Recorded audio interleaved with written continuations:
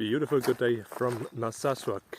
I'm staying here at the hostel, which you can kind of see in the background somewhere. It's quite okay. They have a well-stocked kitchen. Obviously you have to bring your own food, but then you can cook your dinner in the evening. I'm heading to the airport now, which is like a 5-minute walk away, as is everything in Narsarsuaq really. It's a really small place, not much to do around here.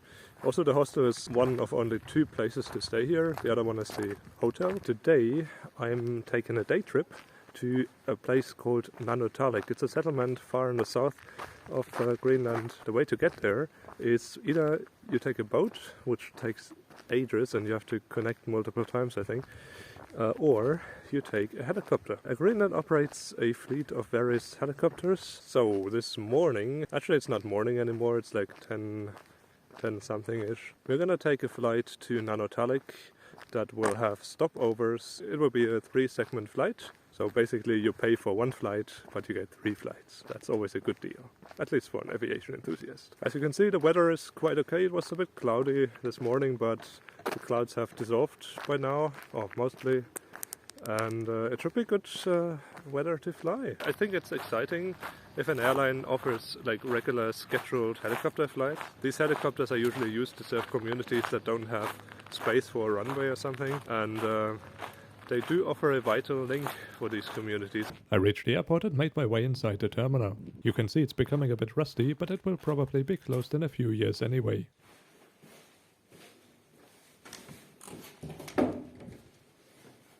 When I looked at the departure board, I noticed there seemed to have been a bit of a delay in the morning, and I wondered how that would affect my flight. Basically, all the local Qaqortoq flights you see here are operated by the same single helicopter, so a delay in one flight means a delay in all subsequent flights as well. So I just went to the check-in counter inside and I got the information that the inbound flight to Narsarsuaq from Qaqortoq is delayed due to fog in Qaqortoq. I mean, the weather here in Narsarsuaq is fine, but then apparently there's a lot of fog in Qaqortoq. Qaqortoq is actually the largest city, well, not city, it's like the largest town here in South Greenland. So right now it's delayed by just over an hour. We'll get more information in maybe half an hour, let's see. And then hopefully we will get to Nanortalik today and back in the evening. If it's also foggy in the evening, I might be stuck in Nanortalik, which is a bit bad because I didn't bring anything. I didn't bring any sleeping bag, I didn't bring any, I don't know, I didn't even bring a charging cable for my phone. So let's hope we don't get stuck down there. Since it seemed like I had a lot of time, I decided to have a look around the terminal. It is really small and offers basic amenities, but they do have a cute little shop where you can buy drinks and sandwiches. They also sell some local products of that region, including some Greenlandic honey.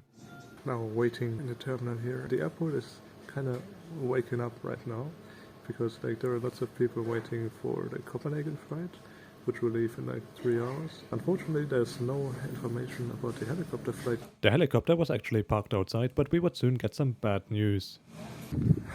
So, unfortunately, the flight to Nanortalik today is cancelled due to weather.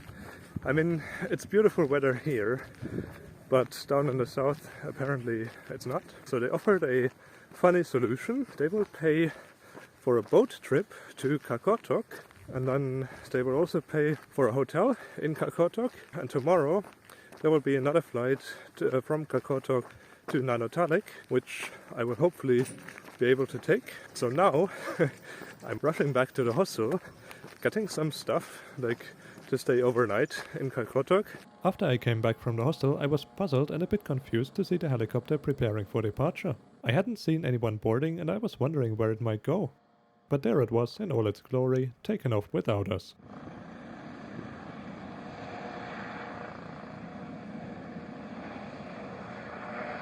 So for some weird reason, the helicopter, Oscar Yankee Hotel Uniform November, which was supposed to bring us to Nanortalik, just departed, I think without passengers.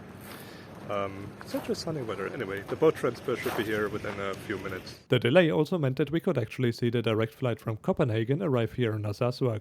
It was operated by the Jet-Time Boeing 737-700, which used to fly for Air China before Jet-Time leased it in late 2017. Then our transfer to the boat arrived and we made our way to the harbor. So you want to take one one-day trip to Qaqortoq. Air Greenland have one helicopter.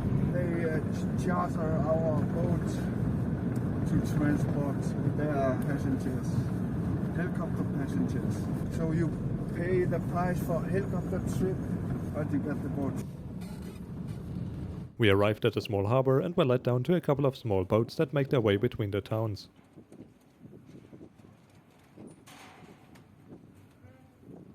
The captain told us the boat was only 2 months old and it certainly looked comfortable. During the ride you even get a cockpit view. We left Narsarsuaq at 1:30 and headed to our pit stop, which would be the town of Narsarsuaq. Departing Narsarsuaq, the landscape, for some reason, reminded me of New Zealand, minus the icebergs of course. We soon picked up speed and I went outside to feel the wind and get some nice shots of the water. I really enjoy feeling the strong wind on board boats, although I have to admit it was very cold and I made frequent visits to the cabin to warm up. On the way we had to navigate between icebergs and I have to say we got some of them real close. But it was certainly stunning to see them up close and I just hope we wouldn't end up like the Titanic. And let me remind you, what you see is just the tip of the iceberg, there's a lot more underneath. During the ride the boat captain also told us a lot about the area in general. There are large deposits of rare earth and in fact around the area of Narsarsuaq you find the world's 6th largest deposit of uranium. Greenland could potentially be one of the richest places in the world, but there is very little mining as understandably the people chose to have a rich nature instead. So let's hope these fantastic landscapes will remain untouched.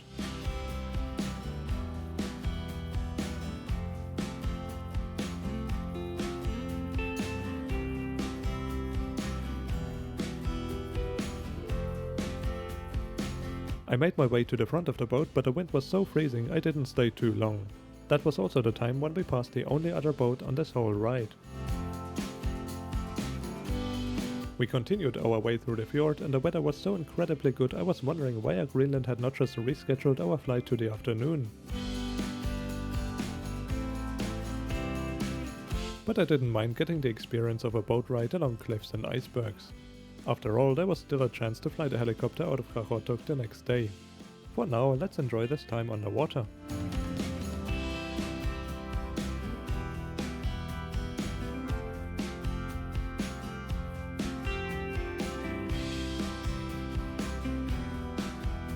About 50 minutes after departing Narsarsuaq, we reached the town of Narsarsuaq. Year round there are ice like this, and it's not getting that cold by like -10, -15 max.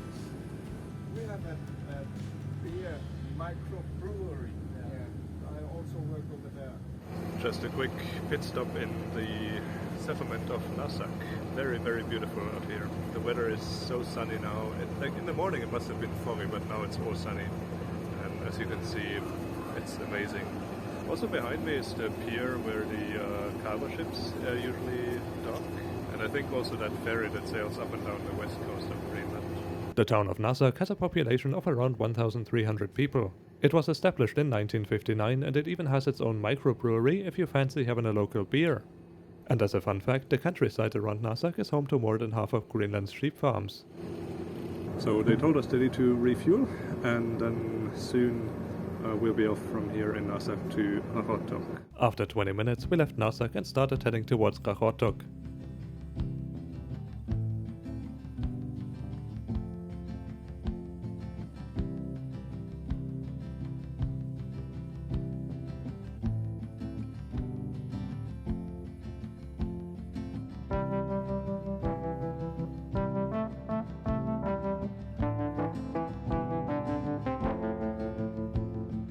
The water in the fjord was unbelievably calm and clear as we pushed further west towards the sea. But the wind still remained cold.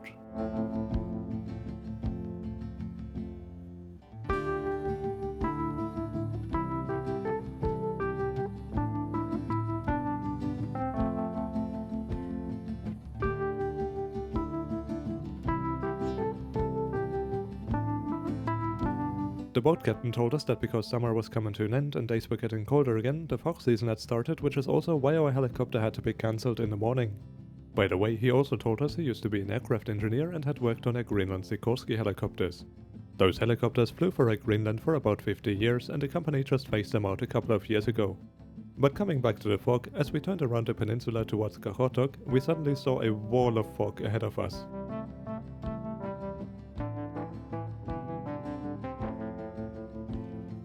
Given all the cloudless sunshine around, it looked strangely out of place.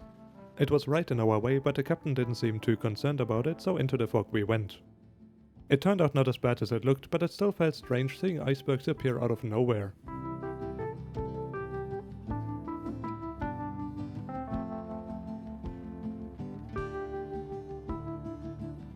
As we reached the other side, we got the first glimpse of the town of Qaqortoq. And what seemed to be another iceberg at first actually turned out to be the MS Deutschland, a cruise ship that had sailed here all the way from Germany. It can carry over 500 passengers. That is equal to 1/6 of the population of Qaqortoq, which stands at 3,000 in 2023. The harbour seemed reasonably big, and about 2 hours after we had left Narsarsuaq, we pulled up to a small jetty to dock the boat.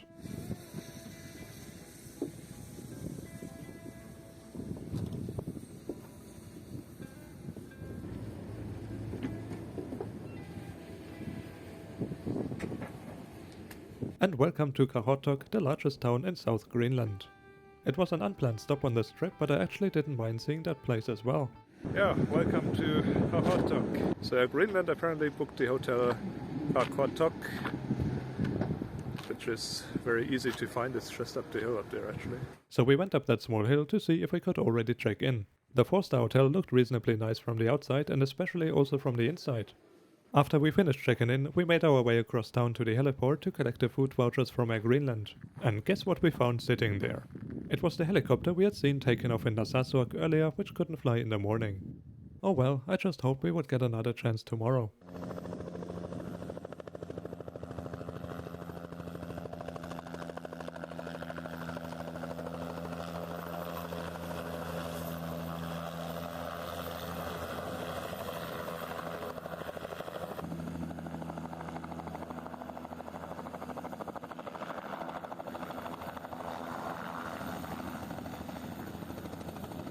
We watched another helicopter land here as well and then made our way back to the hotel.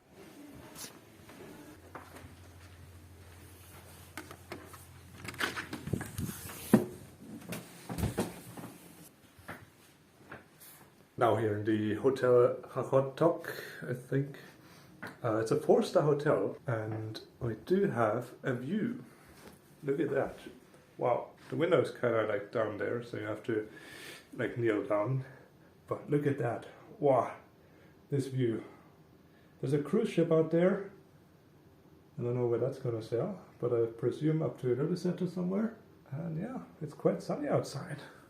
So I'm gonna take a walk up the hill later, probably. And other than that, Air Greenland also gave us food vouchers. They provided us with vouchers of 125 krona, which is not particularly much in Greenland, but it's enough to cover most of the food costs, I think. And tomorrow I would try to take that flight from here to Nanortalik. There's gonna be fog tomorrow as well, and the flight is scheduled to leave in the morning. So I don't know how that's gonna turn out, but yeah, we'll see how it goes. This 4-star hotel is really, really nice, I have to say. And we have... Nope, we don't have light apparently because... Oh, yeah, because I didn't insert the key card. Right, there we go. So there's the bathroom. It's also quite clean. Okay, and they also have magazines. Look at that. They have helicopter magazines. The highway to the Arctic. You can charter a helicopter. We actually saw that helicopter at the heliport just now from helicopter.gl. And then there's also some Air Greenland magazines. Yeah, as I said, I will try to get on the flight tomorrow. If it doesn't work, I just go back to Narsarsuaq. Probably by boat, maybe by helicopter, hopefully by helicopter. Yeah, but we'll see. After an early dinner, it was time to make use of the last sunlight to hike up the hills behind the town. The views towards the sea were great, but the same cannot be said for the views towards the countryside. The clouds were hanging really low, making it difficult to see even the sun, much less any hills around. Each step upwards meant getting more caught up in the clouds. The cold, misty weather in combination with the bare landscape strongly reminded me of trips I had taken to Scotland in the past. Since there was nothing to see and it was getting dark, going back down seemed like the best option. That's it for today. Thanks for watching, and if you liked the video, give it a thumbs up and subscribe if you want to find out if the fog lifted in the morning and if the helicopter was flying. Until then, enjoy your travels.